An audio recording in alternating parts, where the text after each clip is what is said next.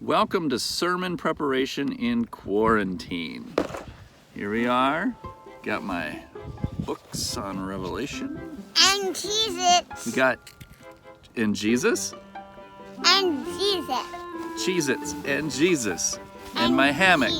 And my study partner. Ah.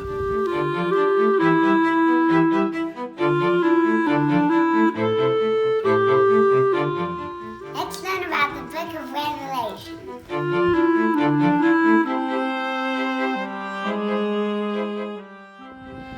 Man, I've been driving the streets of this same town for 41 years. Mount West Tonka, where I was born and raised, and now where I've pastored for, close to 15 years, 10 years at Main Street.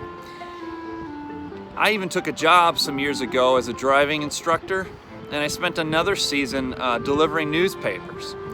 All of these jobs enabled me to get to memorize every street and back dead-end road in this town.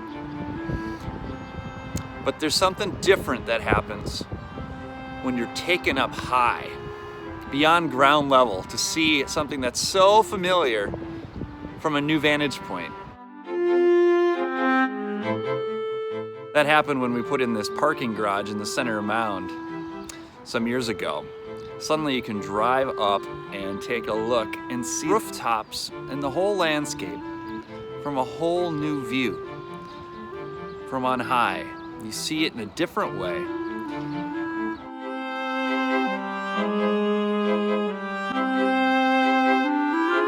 And that's kind of what's happening in the book of Revelation. As we have been talking about in this series, many people think that the book of Revelation is about the end times, about and we think apocalypse means some terrible end of the world destruction of the world as we know it. But this is to misunderstand what Revelation is, what apocalyptic literature was in the ancient world. As we've been saying, the apocalypse, even the word means to unveil, a revelation, an unmasking. It's an opportunity to see reality from a new vantage point, to pull back the curtain and to see the world from heaven's point of view. And as we move into chapter 4 and 5 today, we join John as he is invited to come up here and see. I once heard another tall fellow say that we tall people have the unique opportunity to see what no one else sees when we go to a neighbor's house. We get to see all the dust accumulating on the top of your fridge when no one else can see it. And that's kind of the privilege that happens in the book of Revelation. To all who believe and who would open this book and who would seek to understand the world from a heaven's point of view, we get to see the dirt. We get to see things unmasked. We get to see the ugliness that remains hidden oftentimes. We get to see reality as it truly is, in all its beauty and all of its ugliness. Again, our motto for this series, taken from Kurt Willems, is the last book of the Bible is a revelation of Jesus to John for the church against the empire in the first century.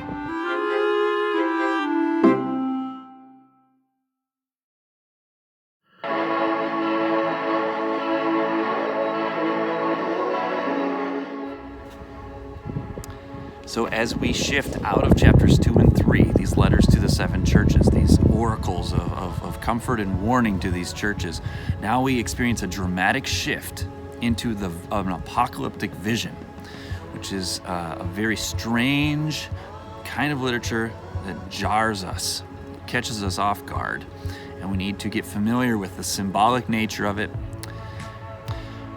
Again, what we're given is a glimpse behind the curtain of reality, to see the spiritual reality behind our earthly existence. And what do we see at the center of reality, of all being?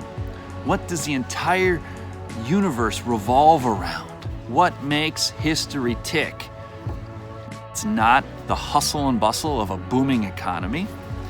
It's not power politics and vying for political office. What we find in chapters 4 and 5 is a glimpse of worship. At once I was in the Spirit, and there was in heaven stood a throne with one seated on the throne. Around that throne were 24 thrones, and seated on those thrones are 24 elders dressed in white robes with golden crowns. Then I saw, chapter 5, in the right hand of the one seated on the throne, a scroll written on the inside and on the back. It was sealed with 7 seals. And I saw a mighty angel proclaiming, "Who is worthy to open the scroll and break its seals?" And no one in heaven or on earth or under the earth was able to open the scroll and look into it. And I began to weep bitterly, because no one was found worthy to open the scroll or to look into it.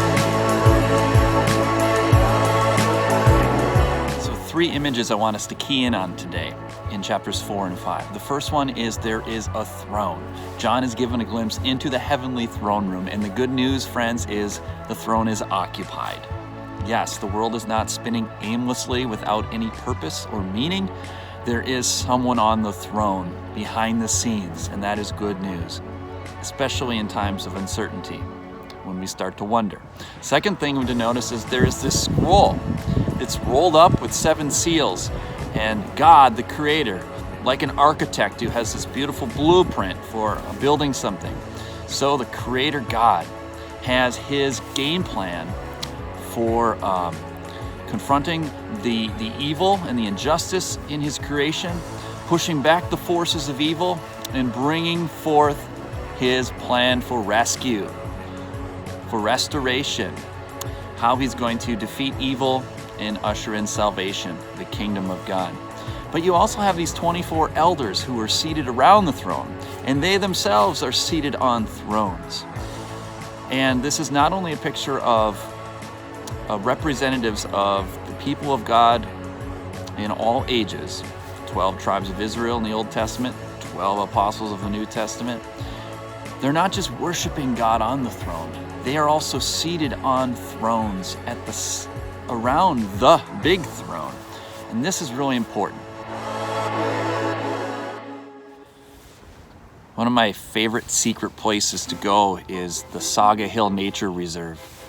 You walk through these woods, and all of a sudden you come out into a clearing where there's a monument to the Saga Hill community of settlers, Norwegian and Swedish settlers in the 1800s. This was where the summer home of Eric Skogsberg was, a great revival preacher, one of our covenant founders. He's been an inspiration in my life, and he was known for saving many souls through his preaching.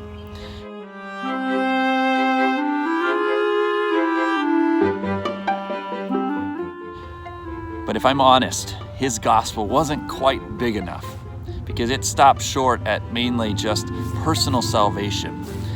But Revelation and the entire New Testament is inviting us to see a much bigger story. See, many of us have inherited a gospel or a Christian story that has been shrunk down too small to just about personal salvation. Forgiveness of my sins so I can go up to heaven when I die. While forgiveness of sins is absolutely essential and going to heaven is partly true, the story the Bible's telling is much bigger, much grander. You see, it all goes back to Genesis 1 and 2, when God, the sovereign over the universe, brought into existence the creation. And then, like the other ancient Near Eastern gods who often had a temple, and inside the temple they had the image of that particular god to represent him, so the Creator God made earth as his temple, and he placed his image in the temple. And his image was you and me, created in God's image.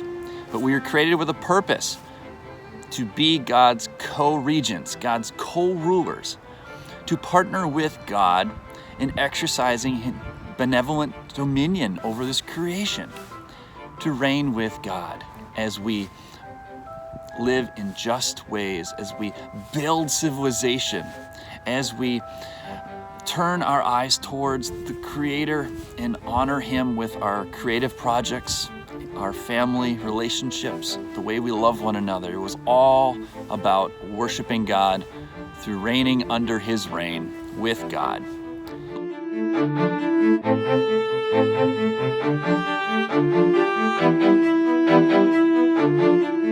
And so, friends, don't turn to Revelation and look for a book that's about whisking us off to heaven when we die, where the end is up in the clouds somewhere. We will get to the end, Revelations 20, 21, 22, and it is a story about the kingdom, the New Jerusalem, the Garden City coming down to earth to become one, where God's reign and His dwelling will be among His people again.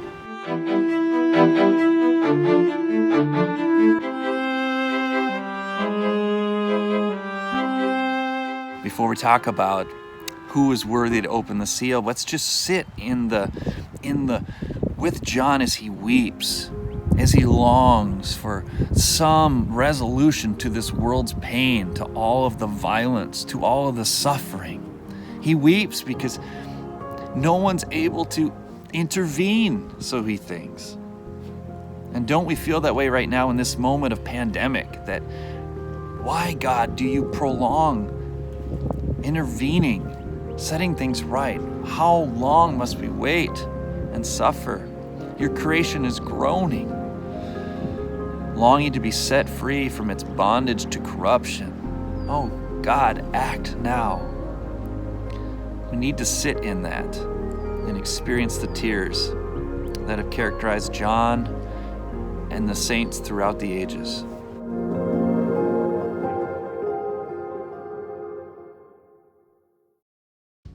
But we continue, and we read chapter 5, verse 5. Then one of the elders said to me, "Do not weep.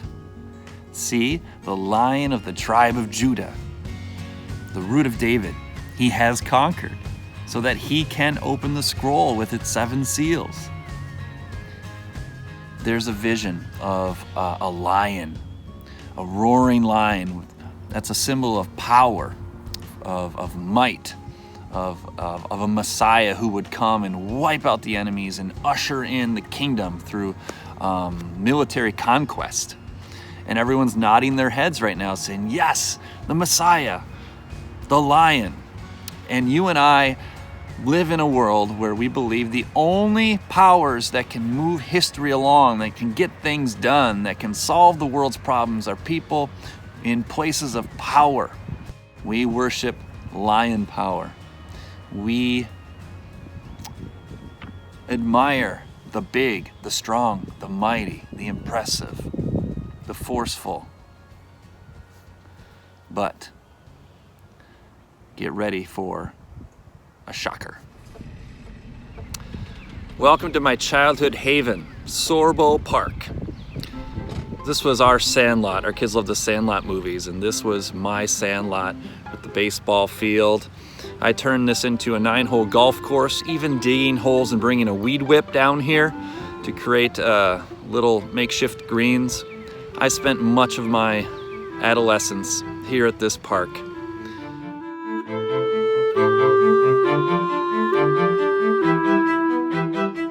You know, Jesus was mocked for being from Nazareth. Someone said, Nazareth? What good could come out of Nazareth? You know, I've often asked that question with my hometown, Mound, Minnesota.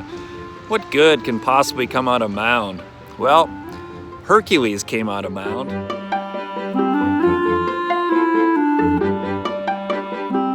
Many of you know that Kevin Sorbo is the actor who graduated from Mound Westonka High School, went on to play the Hercules in a TV series. Hercules, as you know, is known for his brute strength, his power and tenacity. So it's a funny story about Kevin Sorbo is that growing up as a boy, I attended St. John's Lutheran Church, and Kevin, Hercules, would come home for Christmas oftentimes and join his parents at his hometown church as well, St. John's.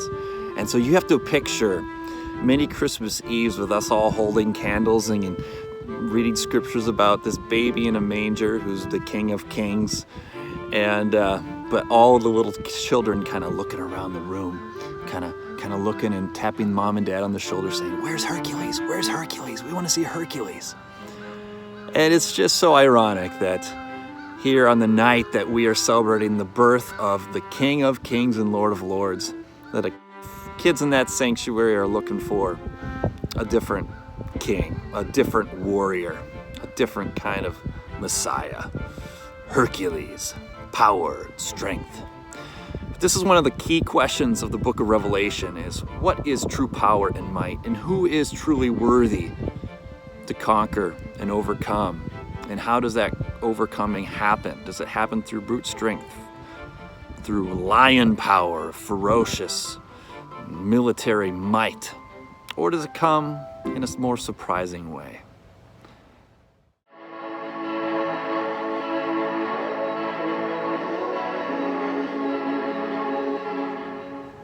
So, why was there no one worthy to open the scroll?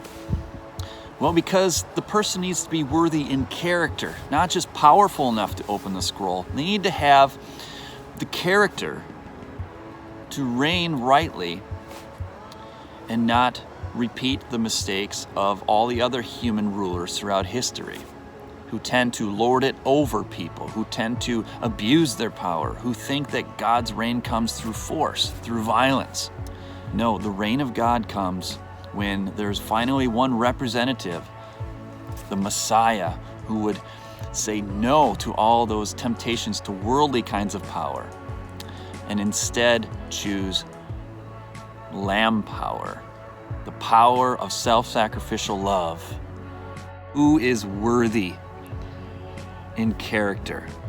And that's the question our world is not as interested in, is who is powerful now. And so, who is this ferocious lion of the tribe of Judah, seated on the throne, worthy to open the scroll? We discover in what one commentator says, the most mind-wrenching rebirth of images in all of literature.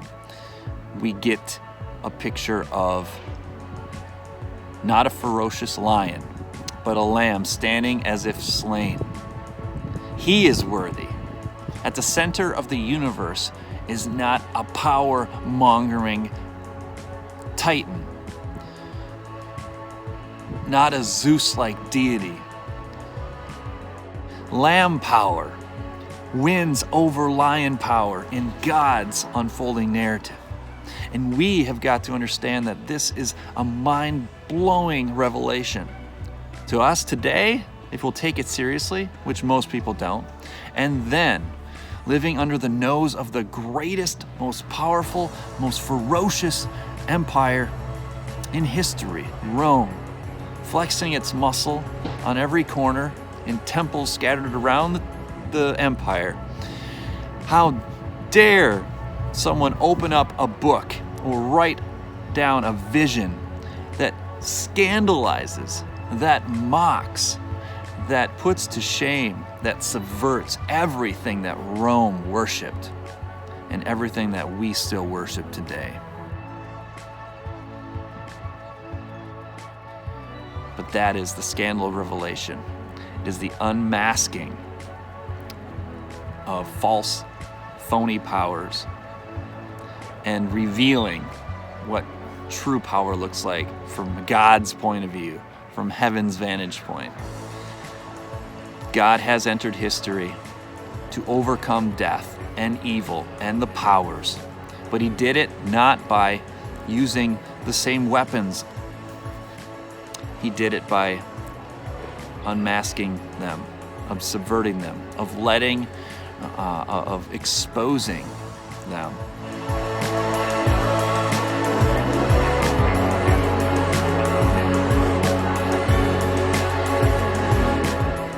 Richard Hayes says that the shock of this reversal discloses the central mystery of the apocalypse. God overcomes the world not through a show of force, but through the suffering and death of Jesus, the faithful witness. So Hercules urges us to be strong in a world that is weak, but Revelation invites us to reconsider what true strength really is when it shows up. Maybe you think this sounds absurd, and maybe John is just crazy. But the thing is that this is consistent throughout the New Testament. Jesus spoke of the power that the Gentiles exercise over people. And he looked at his disciples and he said, in my kingdom, that's not how power works. If you want to be the most powerful, if you want the greatest position in my kingdom, he says, you must become the least. You must bow down low and lift people up as a servant. The greatest is the servant of all. And then Paul, writing to the church at Corinth, he speaks of the foolishness. What's foolish in the world's eyes is God's wisdom. And what looks weak to the world is actually the power and might of God. And he's speaking of the cross. He says the cross looks foolish to the world that worships military might, but it is the power of God to overcome. And so this vision of chapter 4 and 5 of the throne room of God with a slaughtered lamb standing at the right hand of God, it's a picture of Calvary. Because as Jesus died on the cross, and there's a sign above his head that said, the King of the Jews, the world thought that it was a defeat. The world and the disciples thought that the Messiah had been conquered. But in this upside down kingdom, this upside down reality that Christians are called to embrace and let reorienting our view of existence, we find that we are called to follow the Lamb and to entertain the idea that true power is serving and sacrificing for others. That when the world is at last set right, it won't be by some bloody battle on a desert field somewhere. It happens when the people of God put on the armor of God and start to resist the invisible powers and win the spiritual battle by being faithful witnesses and representatives of a kingdom that this world can't understand but needs to see represented.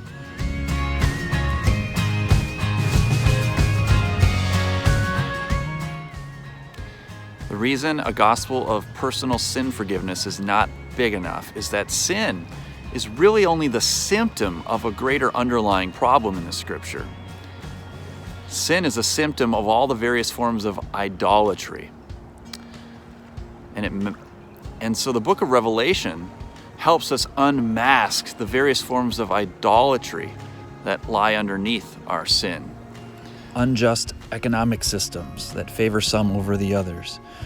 Our tendency towards tribalism, systemic racism, nationalism, greed at work in corporations, the ways we are defacing and exploiting the created order rather than stewarding it lovingly as God's image bearers. Individualism and so much more need to be unmasked and confronted by the gospel of the King.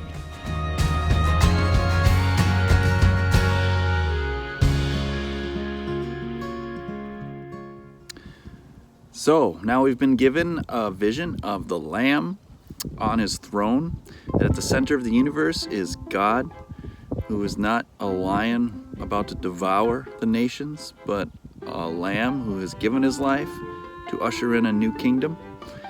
And now the only question is for how this scene in heaven can be brought into reality on earth. Because the scene is about to shift away from this vision of heaven in chapters 4 and 5 down to the rugged existence of happenings on earth as we move into the wild and unpredictable visions of judgment that unfold in chapter 6 and following.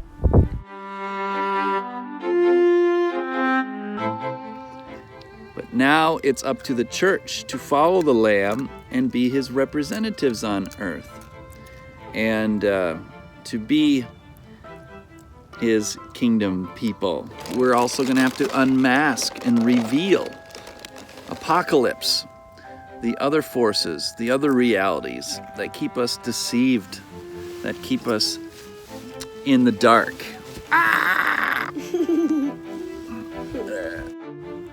And that makes Abby say, "Yippee-ki-yay! Yippee-ki-yay! Come, Lord Jesus.